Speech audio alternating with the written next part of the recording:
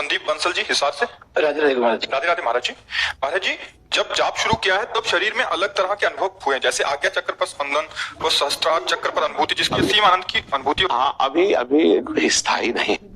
अभी चुपचाप पहले हमको ये देख के बताओ अंदर से कि हर समय भगवत स्मृति रहती है, उठते बैठते चलते फिरते खाते पीते सोते जागते। ईमानदारी से बच्चा देखो, हम तुम बैठे वृंदावन में बैठे नहीं तो अगर मरीज अपनी सही बात बता देगा तो डॉक्टर जो है सही औषधि दे पाएगा। विस्मरण हो जाता है ना। तो अभी कोई चक्र नहीं खुला है। थोड़ी देर मतलब जैसे आज्ञा चक्र है, अब यहाँ आपको एक भार सा महसूस हो रहा है, गुदगुदाहट सी महसूस हो रही, तो आप भगवत चिंतन की एकाग्रता कर रहे हैं और ब्रह्मचर्य में दम नहीं है। हमारी बात समझना, आपके शरीर के ब्रह्मचर्य में दम नहीं है। अब वो जब हम चिंतन गाढ़ करते हैं तो फिर वो देखो, 1 घंटा नासाग्र दृष्टि करके देखना ऐसे और मंत्राकार करो, दर्द शुरू हो जाए। क्योंकि अगर ब्रह्मचारी हो ये दर्द नहीं होंगे। जब षड चक्र का भेदन हो जाएगा तो देह भाव रह नहीं जाएगा भैया। अभी आप पुरुष हो तो मांगे हैं आपके अंदर, तो अभी कुछ नहीं मिला है।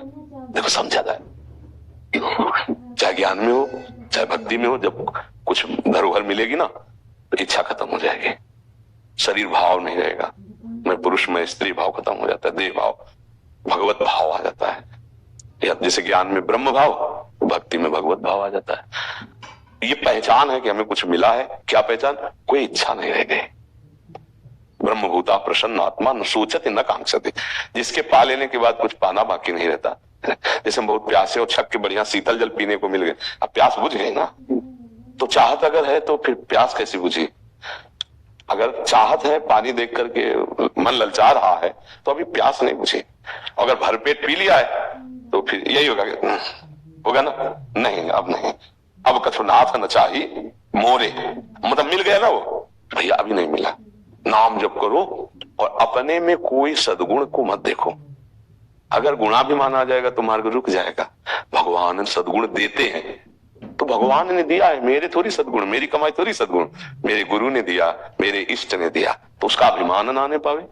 और हर समय कोई ऐसी वासना ना स्फुरित हो, ये ध्यान रखो, जो भगवान से विमुख कर दे। पापाचरण की कितना तुम कर लो, आगे काम ईश्वर कर देते हैं, दिव्यता वो प्रदान कर देते हैं। हमारे मन बुद्धि की ताकत नहीं कि उन तक पहुंचे, वो हमारे मन बुद्धि में आ जाते हैं, उनके लिए कोई रोक नहीं। हमारा मन भगवत स्वरूप, हमारी बुद्धि भगवत स्वरूप हो जाती है। समझ रहे? हाँ, खूब नाम जप करो, बड़ी कृपा है जो आप अध्यात्म में चल रहे हैं। बस इस धन को छुपाया जाता है। और जितना नाम जप करोगे, जितना अच्छे शास्त्रों का स्वाध्याय करते हुए मन बुद्धि को सतमार्ग में लगाओगे, उतनी दिव्यता आती चली जाती है। पर वो दिव्यता विनय रूप में जागृत हो। डर लगता है कि इस पद से हट ना जाए, क्योंकि सामाजिक चुनौतियां रहती है, ग्रस्त चुनौतियां। अब आपको डरना इसलिए नहीं कि तुमको कोई पकड़े है, तुमको कोई पकड़ के परमार्थ पे चला रहा है। अभी भरोसा नहीं हुआ क्या आपको? आप नहीं चल रहे हो, आपको कोई पकड़े हुए है। जिन्होंने तुम्हें परमार्थ दिया है वही तुम्हारा हाथ पकड़े हैं। उनको पुकारते रहना। जहां तुम्हें लगे कि मैं गिरने वाला हूं तो आप देख लेना, तुरंत रोक लेंगे। करो सदा तिनके रखवारी, जिम बालक राखे महतारी। तो डरना भी नहीं कि हम गिर जाएंगे, नहीं। जब मम्मी साथ चलती है ना तो बच्चा छलांगे लगाता है, दौड़ता है, क्यों? उसको पता है गिरने से मेरी मम्मी है। और ज्यादा उद्दंडता करेगा तो डांट देंगे, धीमे चल, पास चल। वो प्रभु हमारे माँ के करो सदा तिनके रखवारी, जिम बालक राखे महतारी। मम्मी तो अल्पज्ञ होती है, वो सर्वज्ञ नहीं है। मम्मी अल्प सामर्थ्य वाली होती है, लेकिन ये मम्मी जो है ये सर्वज्ञ है, सर्व सामर्थ्यशाली है। हमको क्या डर? अब हम क्यों गिरेंगे? हम भगवान के आश्रित हैं। तुम हो माता जी, पिता तुम हो। बस वो कह रहे माँ की तरह मैं रखवाली करता हूँ, हमको बेटे की तरह बने रहना है। अगर टॉफी का मन होता है, दुकान देखी तो मम्मी की अंगुली पकड़ के मम्मी की तरफ देखता है तो कहती क्या टॉफी? नहीं। मम्मी को उचित लगा तो दे दिया, और नहीं उचित लगा तो डांट लगा दी। नहीं, तू ऐसे ही हर चीज को कहता रहता है। ऐसे ही समझना हमको कि हम जो चीज मांगे भगवान ना दे तो समझ लो मम्मी की तरह वो देख रहे हैं कि ये खाने से, इसको ये देने से, ये वस्तु प्रदान करने इसकी बुद्धि भ्रष्ट हो जाएगी, मेरे से अलग हो जाए, वो नहीं देंगे। जिससे हमारा काम चल रहा है उतने चलाए और खूब भजन करके भगवत प्राप्ति कर ले। ठीक है? भारत शर्मा जी। महाराज जी, आपके चरणों में कोटि कोटि प्रणाम। महाराज जी, मेरा प्रश्न है कि मैं जब भी मंदिरों में दर्शन करता हूं तो मेरा मन व्याकुल हो जाता है, तब मेरे मन में रोने का भाव प्रकट होता है। ये भाव किस कारण से होता है? मुझे उसका कारण क्या है ये जानना है। पाप ज्यादा होने के कारण हो रहे हैं या मेरी भक्ति? कहीं ना कहीं अपने प्यारे के सामने जब जाते हैं तो चाहत तो कहीं ना कहीं छुपी उन्हीं की है, क्योंकि वस्तु, व्यक्ति, स्थान जहां भी हम प्यार करते हैं वो छुपे हुए बैठे हैं, उन्हीं को प्यार करते हैं।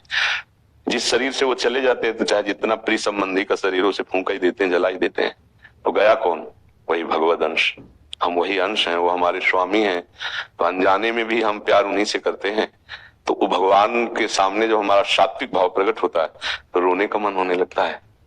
ऐसा नहीं कि बराबर ही प्रकट होता रहे, कभी रजोगुण हुआ तो जाओगे, रोना नहीं आएगा, पक्का बराबर। ये कोई एक स्थिति थोड़ी, आप कोई सिद्ध थोड़ी हो गए, ये तो थोड़ा सा वर्तमान का सात्विक भाव आया है तो अपने प्यारे के सामने रोने की इच्छा हो गई। कभी प्यारे के सामने गंदी बात भी आ जाएगी, देख लेना, क्योंकि स्थिति के बिना मन में 3 गुणों का प्रभाव बनता है, सतोगुण, रजोगुण, तमोगुण। कभी को बहुत बढ़िया भाव बन जाए, सब बातें समझ में आ रही, कभी को भाव बिगड़ जाए, केवल भोग ही चिंतन हो, कभी को गुस्सा आ जाए, ये अंतर अभी कोई सिद्ध थोड़ी हो गए। तो ये जैसे निद्रा, आलस्य, तमोगुण आदि की वृत्तियां, क्रोध आदि, रजोगुण भोग आदि की वासनाओं की, सतोगुणी दया, भक्ति, बड़ा भावुक होकर के आंसू बहाना, ये सतोगुण। लेकिन ये प्रेम थोड़ी हो गया, क्योंकि प्रेम एक बार उदय होगा वो फिर प्रतिक्षण वर्धमानम, वो बढ़ता रहता है, पर वो जीवन मुक्त महापुरुषों के हृदय, काम, क्रोध, लोभ, मोह, मद, मत्सर, शरीराभिमान और अन्य इन कूड़ा करकट जो भरे हुए हैं, इनके बीच में प्रेम उदय नहीं होता, पहले इनको साधना के द्वारा हटाया जाता है। ये थोड़ा सात्विक भाव है, पर इसका हम कोई गुण में न लें कि मतलब पक्की बात समझ लेना आप लोग, मतलब तो गृहस्थी में अपने लोग जैसे कभी कोई इतना भाव आया कि प्रभु के आगे रो रहे हैं, प्रभु के लिए रो रहे हैं, और कभी इतना भाव बिगड़ गया कि भोगों के लिए रो रहे हैं। नहीं, प्रभु के आगे भोगों के लिए प्रभु प्यारे नहीं लग रहे, भोग संसार प्यारा लग रहा है, संसार के संबंध प्यारे लग, तो अभी थोड़ा मन में छल है, कपट है। ये निश्चल और निष्कपट निर्मल होकर प्रभु को समर्पित हो जा, फिर आंसू बहे, वो स्थायी आंसू हैं। अभी हम इन आंसुओं का विश्वास नहीं करते, क्योंकि कहीं भी किसी के लिए भी निकल पड़ते हैं। नहीं, अभी प्रेम के आंसू काट डाले जाए तो भी नहीं निकलेंगे, ध्यान रखना। जिनके हृदय में प्रेम के आंसू प्रकट करने की सामर्थ्य है वो हर कष्ट सहेंगे, उसमें आंसू नहीं आ सकते, वो रोएंगे तो सिर्फ प्रभु के प्रेम में रोएंगे। लेकिन अपने लोगों की ऐसी स्थिति तो नहीं है, तो इसके लिए हम उसे प्रेम तो कह नहीं सकते, थोड़ा सतोगुण का भाव आ गया, और बढ़ाना चाहिए इसे। नाम जप करे, भगवत लीला गुणानुवाद सुने, खूब बार बार दर्शन करे और इस भाव को बढ़ाए और अपने को सबसे छोटा समझे, तो प्रेम प्राप्त हो ही जाएगा, क्योंकि हम भगवान के अंश हैं और इसी प्राप्ति के लिए हमें मानव देह मिली। तुम खूब भजन करें, अच्छे आचरण करें। अब इसको कुछ माने नहीं, जैसे हम थोड़े से सात्विक भाव को तो मान लिया कि हमें ये सद्गुण आ गया, लेकिन कितने दुर्गुण ईमानदारी से देख के बताओ अंदर है ना, तो अब हम कैसे मान लें कि ये सद्गुण है? क्योंकि इस सद्गुण के आते ही सारे दुर्गुण नष्ट हो जाते हैं। प्रेम है सूर्य, दुर्गुण है अंधकार। जैसे सूर्य उदय होने के पहले ही अंधकार नष्ट हो जाता है, ऐसे प्रेम उदय होने के पहले ही निर्वासनिक चित्त हो जाता है। जहां सूर्य उदय हुआ तो अंधकार का नाम नहीं रहेगा। अगर हमारे अंदर प्रेम उदय हो जाए तो काम, क्रोध, लोभ, मोह, मद, मत्सर ये नहीं रहेंगे। प्रेम का एक स्वतंत्र अस्तित्व है, तो हम इसे प्रेम तो नहीं कह सकते, क्योंकि छीने घटे छिन बढ़े सो तो प्रेम न होए, अघट प्रेम पिंजर बसे, प्रीति कहावे सोए। क्षण क्षण में